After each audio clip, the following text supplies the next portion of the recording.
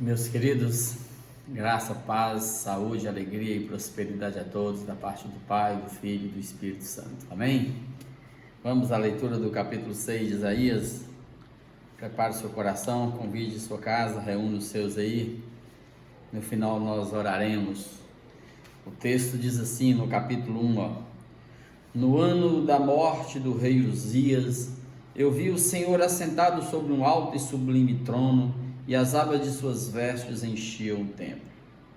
Esse momento era um momento difícil para Judá. Era um momento difícil para o povo, porque politicamente falando, Remalias e Peca, né, eles estavam em coalizão para tentar destruir Judá. Então existia aqui um temor muito grande no coração do povo, porque o rei aqui, ele não sabia se ele ouvia Deus e seguia a Deus, ou se ele pedia ajuda à Síria, ou se ele pedia ajuda ao Egito. Ele estava difícil.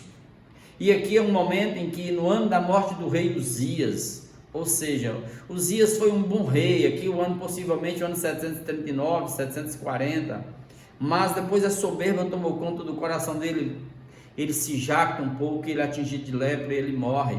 Então é um momento difícil para a nação de Israel, e é por isso que nasce a figura do trono aqui, mostrando para o profeta Isaías que Deus está sentado no trono. O mundo não está entregue a Deus dará não, ao léu não. Existe um trono, existe um céu que controla, existe um Deus soberano que reina sobre tudo e que vê e sabe de tudo. E aí, por isso que ele diz, no ano da morte do rei Uzias, é como se Isaías estivesse passando em frente ao templo e ele enxergasse, tivesse tido essa visão. Eu vi o Senhor assentado sobre um alto e sublime trono, né? Esse trono ele está lá em Ezequiel, está lá em Apocalipse capítulo 4, né? E ele mostra Deus reinando e tudo gira em torno do trono e está em função do trono. É o trono que manda no universo. Tudo está conectado a Deus, não tem nada distante de Deus não, né? E as abas de suas vestes enchiam o templo, ou seja, a costura da veste rodeava o templo todo, mais precisamente no hebraico é assim.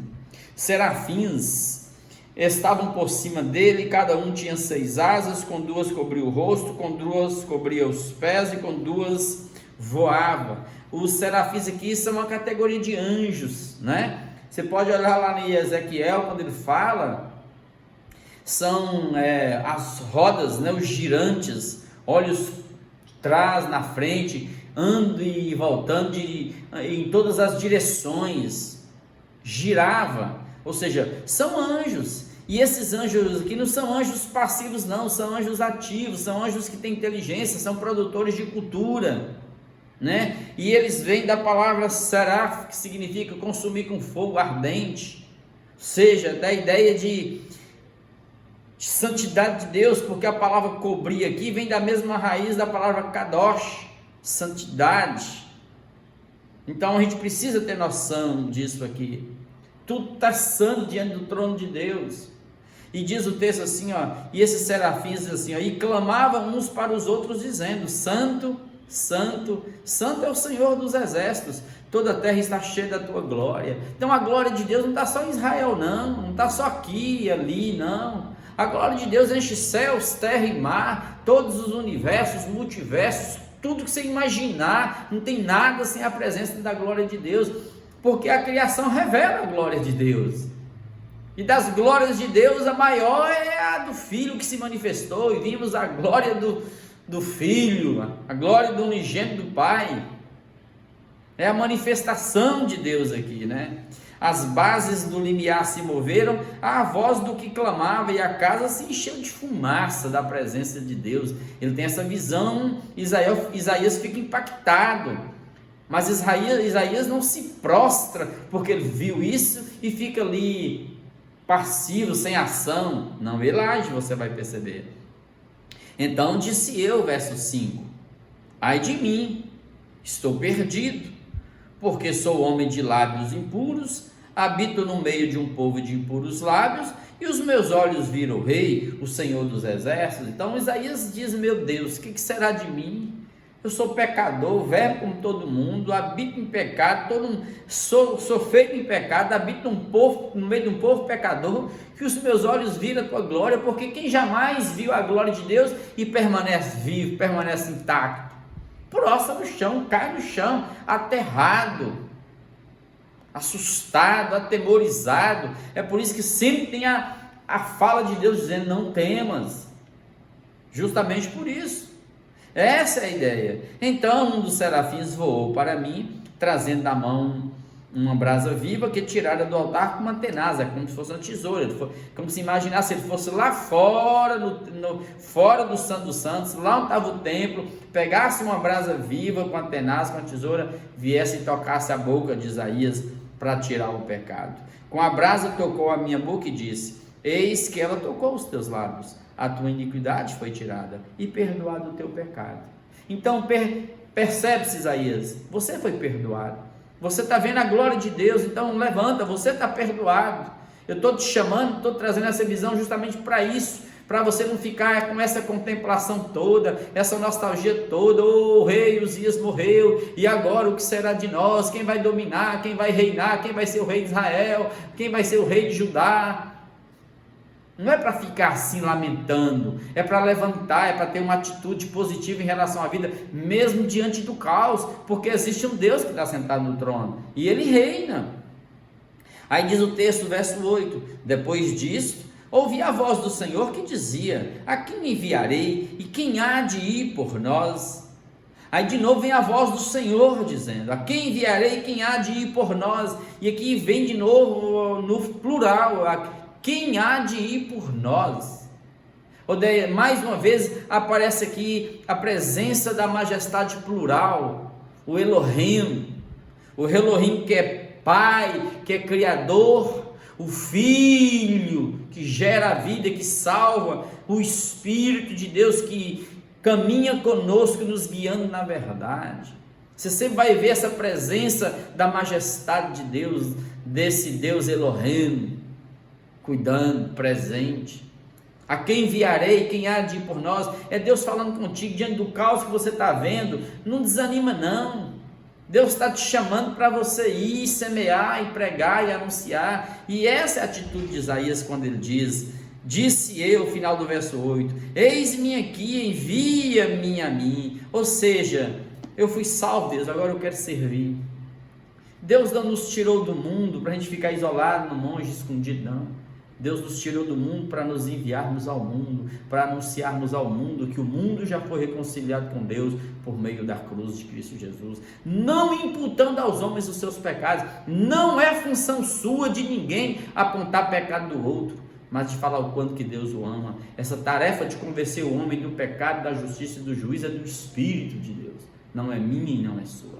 Isaías se prontifica, e eu quero te convidar para isso. Se prontifique. Quiçá Deus use esses vídeos e muitos ouçam. Convide as pessoas próximas a você, convide as pessoas sem vergonha para ler a Bíblia, para buscar Deus, porque os dias que nos aguardam no chão dessa terra são dias que quem não tiver firmado na rocha não vão suportar. Escuta o que eu estou falando, presta atenção nisso aqui.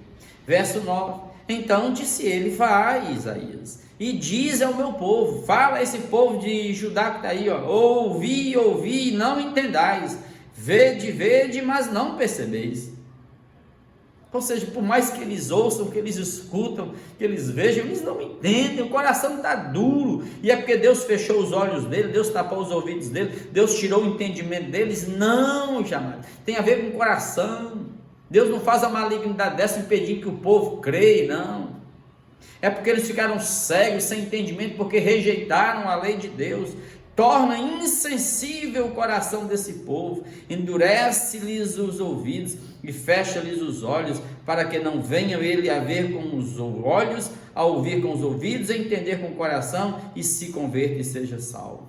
É assim que acontece, a mesma coisa que aconteceu com os fariseus, com os saduceus, com os intérpretes da lei, com os escribas na época de Jesus. Eles viram o milagre, viram Deus na face de Cristo, eles viram ressurreições curas e eles fecharam o coração. É porque Deus fechou? Não. é porque o coração deles, conforme a palavra da semente, estava endurecido, como diz o texto de Isaías. Tinha olhos, viam e não enxergavam, tinha ouvidos, ouviam e não escutavam, tinha coração, mas não quebrantava diante de Deus, e nunca eram salvos, continuavam perdidos, errantes ladeira abaixo. Verso 11, então disse eu, até quando, Senhor, vai ser assim? Ele respondeu, até que sejam desoladas as cidades e fiquem sem habitantes, as casas fiquem sem moradores e a terra seja de toda assolada. E o Senhor afaste dela os homens e no meio da terra seja grande o desamparo. Ou seja, amados, tem situações na vida de certas nações, certas famílias, certas pessoas, indivíduos, isso é um trauma da vida. Tem pessoas que jamais vão voltar à origem, vão voltar à sensatez, vão voltar a Deus, se não sentir, não ver, experimentar um trauma de Deus na história, como foi com o apóstolo Paulo. Só um trauma de Deus, um fósforo, tirar o nascido fora do tempo, tirando Paulo de lá para abrir os olhos dele, para ele enxergar o que ele fazia, matando em nome de Deus. Só um trauma na religião presente na terra hoje para convertê-la ao evangelho. Porque se tem um povo difícil de converter, é o povo religioso, porque eles acham que sabem tudo, que era como Israel. Então, amados, quando o mal acontecer na sua vida, dá graças a Deus. É tempo de recuperar, de voltar atrás, de retroceder, de recomeçar. Pensa nisso, viu? E agora o verso do 13 para encerrar. Mas se ainda ficar a 10ª parte dela, se ainda restar alguns, e a 10ª parte, se de 10 sobrar um aí na terra de Judá, tornará a ser destruída. Ou seja, ele está dizendo, não é para sobrar ninguém, todos serão levados cativos.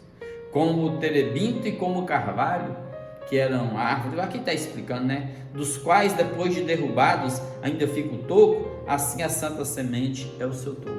Ou seja, o carvalho e o terebinto eram árvores que, quando cortadas, brotavam um renovo. Então Deus está dizendo que vai ter um renovo. Lá do cativeiro viria. Você vê que o nome do primeiro filho de Isaías vai ser justamente esse. Um resto voltará do cativeiro, né? Vocês vão ver lá na frente. Eu só estou dizendo assim que para Israel voltar à sensatez, foi preciso ter sido levado ao cativeiro da Babilônia, para eles caírem em si, para eles reconhecerem o tanto que eles tinham pecado diante de Deus e como que eles haviam abandonado a lei de Deus e a presença de Deus. E olha que essas duas nações, a nação de cima, vocês vão ler na frente, elas se diluem espiritualmente. A nação de baixo ainda conserva esse remanescente, esse renovo, né? Que a figura do filho de Isaías, um resto volverá, aponta para Jesus, o renovo de Deus, o Messias de Deus, o filho que viria, que nasceria da Virgem. Fique atentos, porque tudo aqui se cumpre em Jesus. Pai, obrigado por estarmos aqui, e nós queremos nesse instante, Pai, colocar nossas vidas diante de Ti, nossas casas, nossos familiares, nossos sonhos, nossos projetos, colocar o coração no Teu altar e Te pedir, tenha compaixão de nós, esvazia-nos de nós mesmos, arranque de nós o acúmulo de ódios, mágoas, ressentimentos, tristezas, dores, angústias, traumas, ansiedades, medos, pânicos. Esvazia-nos, e que essa palavra ouvida seja a palavra que, ó Deus, caia como semente boa no nosso coração, e que cada um agora tome posse, Pai, de que o Senhor está sentado no trono e que nós não estamos esquecidos na terra. Não tem nenhuma almazinha agora esquecida, o Senhor conhece a todos. Então fala com este que se acha esquecido agora, visita aqueles que estão à beira do abismo, desesperançados, renova-os, mostra a eles, como tu fizeste a Isaías, a figura do trono, de que existe um Deus soberano que reina e que reinará para todo sempre. Traz-nos de volta, Pai, perdoa-nos e envia-nos, para que nós possamos, Pai, ó Deus, buscar pelo poder do Teu Espírito as ovelhinhas do Senhor que estão desgarradas, machucadas, feridas, caídas nos barrancos, nos buracos, sem condições de voltar sozinhas. Ó Deus, que o Senhor, Pai, Deus, use-nos como instrumentos. Eis-nos aqui, Senhor, envia-nos a nós. envia-me a mim mesmo, usa-nos para profetizar nessa terra, ó Deus, e que cada casa receba agora a cura, o milagre do Senhor. Quebra os grilhões da morte agora, quebra as cadeias do inferno dentro dessa família. Sim, Pai, toda força demoníaca maligna tentando destruir os sonhos, essas famílias, esses lares, essas relações, essas conjugalidades, que sejam quebradas todas em nome de Jesus. Sim, Pai, que heranças espirituais malignas de demônios oportunistas sejam destronados em nome de Jesus, e que a Tua glória seja sobre as nossas vidas, nossas casas, e que no nosso caminho, Pai, o Senhor destrua toda a armadilha que o diabo colocou, que o Senhor destrua toda seta lançada em nossa direção, que o Senhor destrua todo olhar de morte contra nós, e que o Senhor nos faça servos e servas fiéis do Senhor no chão dessa terra, cheios do Teu Espírito Santo, em nome de Jesus. Amém, amém e amém.